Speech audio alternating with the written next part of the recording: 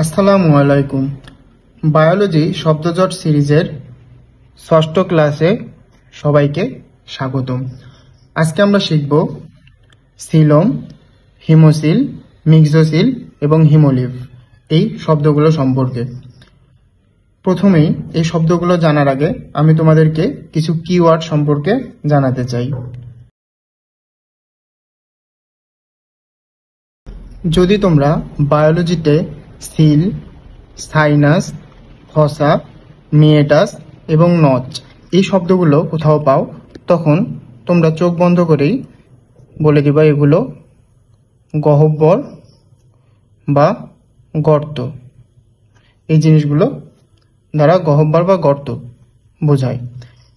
এবং তোমরা যদি হিম পাও কোথাও, তখন বুঝবা এটা দ্বারা রক্ত বোঝায়।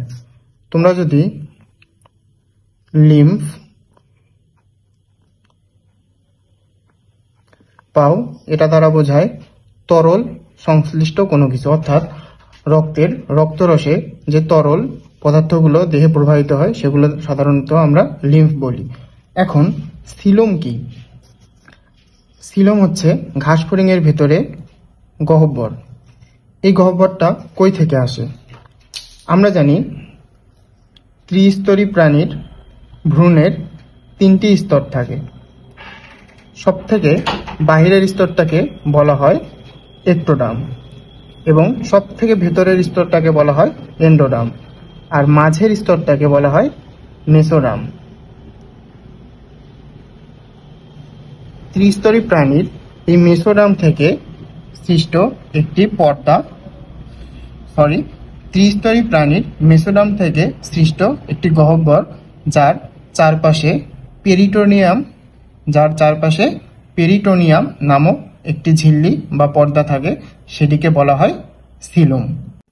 ওকে, এখন আমরা শিখব হিমোসিল সম্পর্কে। হিমোসিলে 2টি ওয়ার্ড লক্ষ্য করা যায়, হিমোসিল। হিম অর্থ আমরা জানি রক্ত, হিম অর্থ রক্ত, আর সিল অর্থ গহ্বর। সো আমরা হিমোসিল সম্পর্কে বলতে পারি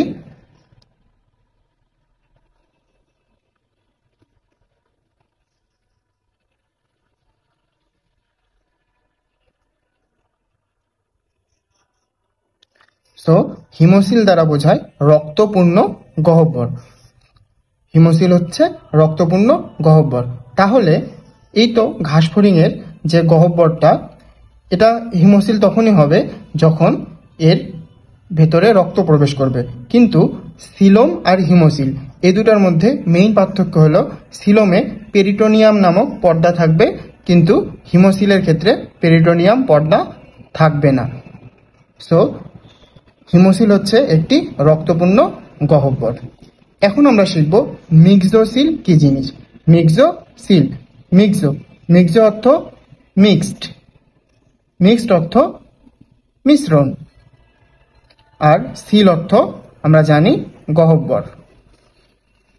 সো মিক্সোসিল অর্থ হচ্ছে গহ্বরের মিশ্রণ।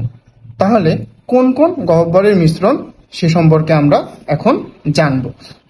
আমরা জানি পিতা থেকে আমরা পাই শুক্রাণু এবং মাতা থেকে পাই ডিম্বাণু।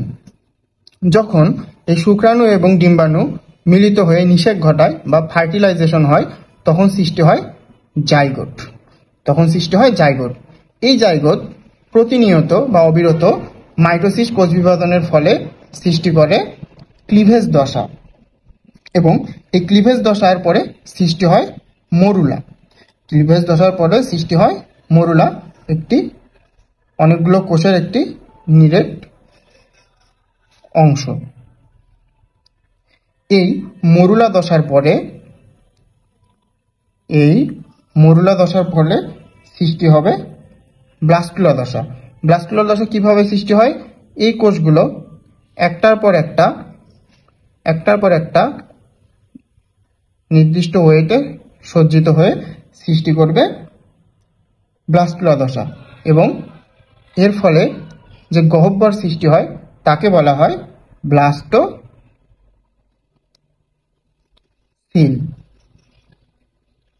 সো ব্লাস্টুলা দশায় যে গহ্বরটা সৃষ্টি হচ্ছে তাকে বলা হয় ব্লাস্টোসিল, এবং এই প্রত্যেকটা কোষকে বলা হয় ব্লাস্টোমিয়ার। আবার এই একটার পর একটা কোষ সৃষ্টি হয়ে যে স্কিনের মতো অংশ তৈরি করে তাকে বলা হয়